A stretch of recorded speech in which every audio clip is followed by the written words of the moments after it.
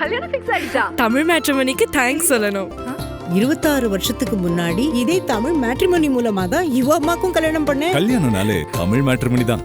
உங்களுக்கு கீழே 41 தொகுதிகள் நீங்கள் பொறுப்பாளராக இருக்கீங்க, டெல்டாவும் சேர்த்து அப்படின்னும் போது ரொம்ப கவனிக்கப்படுறது அல்லது எல்லாரும் பேசப்படக்கூடிய தொகுதியாக இருக்குது திருச்சி கிழக்கு. விஜய் கண்டஸ்ட் பண்றாரு அப்படின்ற அடிப்படையில் அந்த தொகுதி என்ன மாதிரி இருக்கு? நான் இதோட அவரை எதிர்கொள்றதுக்கான வியூகங்கள் அப்படின்னு என்ன? இல்லை இதோட நான் எல்லா மீடியாக்களுக்குமே சொல்லிட்டேன்.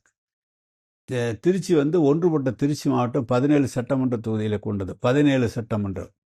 அதில் எம்ஜிஆர் இருக்கிற போது 1977ஆம் ஆண்டு அவர்கள் வெற்றி பெற்ற போது 16 தொகுதியில் வெற்றி பெற்றார்கள். ஒரே ஒரு தொகுதி திமுக வெற்றி பெற்றது என்று சொன்னால் அது திருச்சி கிழக்கு தொகுதி தான். அன்றைக்கு திருச்சி 1 என்று பெயர் அதற்கு. எனவே அவர் பெரியாரிஸ்ட் திராவிட இயக்க கொள்கையாளர்கள், திராவிட முன்னேற்ற கழக கொள்கையாளர்கள், சிறுபான்மை மக்கள் நிறைந்திருக்கிற பகுதி அந்த பகுதி. அதனால் எங்களுக்கு நல்ல சாதகமாக தான் இருக்கும் என்ற நம்பிக்கை இருக்கிறது.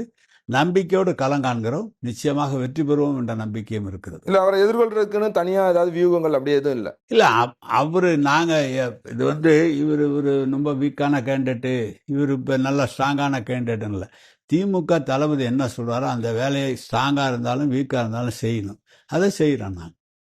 அரசியலில் நீண்ட நெடிய அனுபவம் கொண்டவர் நீங்கள். உங்களோட பார்வையில் விஜய் எவ்வளவு வாக்கு சதவீதம் எடுப்பார் நினைக்கிறீங்க? இல்லை, அப்படிலாம் சொல்ல முடியாது. நீங்கள் சொல்றது பார்த்தா இவங்க சர்வே எடுக்கிறவங்கலாம் பார்த்தா பூதகரமாக சர்வே சொல்கிறார். கேட்குறேன், உங்களோட அனுபவத்துல இருந்து இப்ப இந்த மாதிரி நிறைய கட்சிகள் புதுசாக கீழே கிரவுண்ட்ல அப்படி தெரியல எங்களுக்கு தெரியல. இல்ல, அந்த தோராயம் எத்தனை சதவீதம் அவர்கள் அப்படிலாம் சொல்ல முடியாது.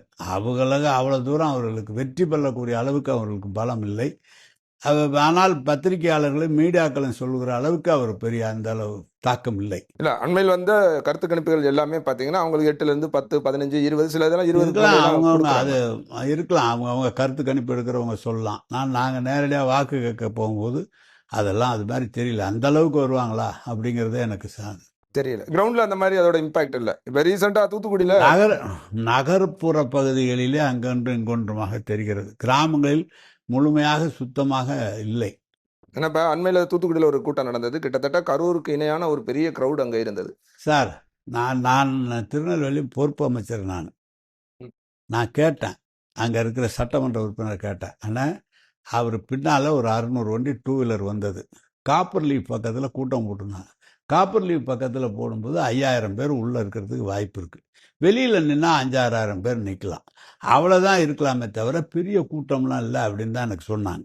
அதை ட்ரோனில் இழுத்து பார்த்தோம்னா நிறைய பெரிய கூட்டம் மாதிரி தெரியுமே தவிர இதுதான் அவர் திருச்சிக்கே இந்த மனு தாக்கல் செய்யும்போது வந்திருந்தார். திருச்சியில் நமது விமான நிலையத்திலிருந்து வருகிறார். உடனே கூடவே 2 வீலரில் வராங்க. அப்படியே போகிறாரு. அப்படியே நின்று மரக்கடையில் நின்று பேசுகிறார். எங்களுடைய போலீஸ்காரர்களுடைய காவல்துறையினுடைய கேட்டேன் எவ்வளோ பேர் இருக்கும்னு அவங்க ஒரு கணக்கு சொன்னாங்க. ஒரு 6-7 பேர் இருக்குமே தவிர ஒன்றும் இல்லை. அது ஒன்றும் பெரிய விஷயம் இல்லை. கல்யாணம் ஃபிக்ஸ் ஆயிடுச்சா? தமிழ் மேட்ரிமோனிக்கு தேங்க்ஸ் சொல்லணும். 26 வருஷத்துக்கு முன்னாடி இதே தமிழ் மேட்ரிமோனி மூலமா தான் இவ அம்மாக்கும் கல்யாணம் பண்ணேன். கல்யாணம்னாலே தமிழ் மேட்ரிமோனி தான்.